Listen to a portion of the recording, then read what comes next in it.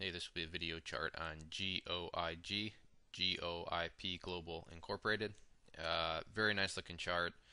I missed this one, but it's just a huge move here, and volume has been staying strong. So I want to go over this and kind of map out what's been going on and what you want to see going forward. So let's just dig in. What we had here way back when was kind of like a or excuse me, a symmetrical triangle here, and you can see what happened when it broke out. Broke out there on very nice volume, had a little resting day where it came back, retested that trend line, and then from that day forward, really started to separate itself. And from the breakout down here at about 0.001, it's gone up over 400%. So can't complain about that.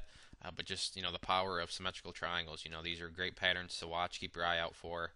And if you spot one and see it falling on high volume like we had here, then it's one of those things where there's no such thing as 100% guarantee victory, but the odds are definitely in your favor of hopping in on one of these sorts of breakouts.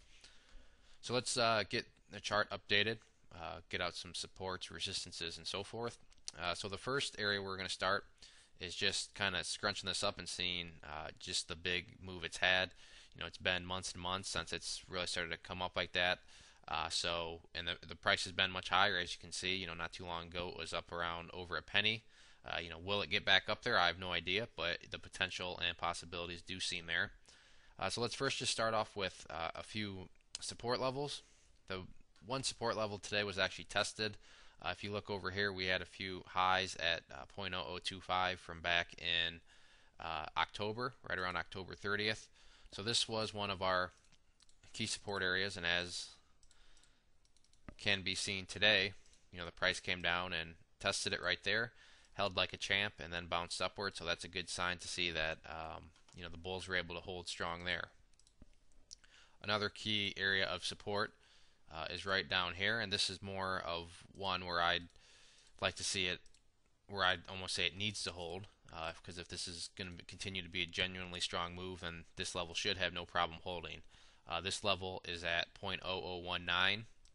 So 0.0019, let me take a step back. This level here, 0.0025, this is more of the ideal hold level, meaning if this can hold up strong before the next move up to make higher highs, that'd be perfect.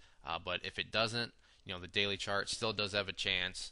But down here at 0.0019, this is the area where I'd kind of call it the must hold, where you want to see this level hold. If it doesn't, then that's kind of where the chart starts to look more bearish than anything else. Now for the fun stuff, let's go map out some resistance levels. The resistance level that the price got through today, but couldn't quite close above, is this 0.04. You can see that back here, and then a couple of days it acted as support and then resistance. This is going to be the near term right now key resistance.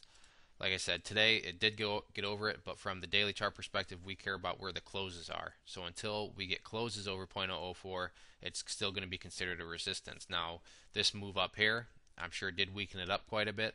So I'd be willing to bet that any other pushes upwards probably won't be met with as much resistance, and will probably come down much easier. But nonetheless, this level is still considered as resistance until it does fall.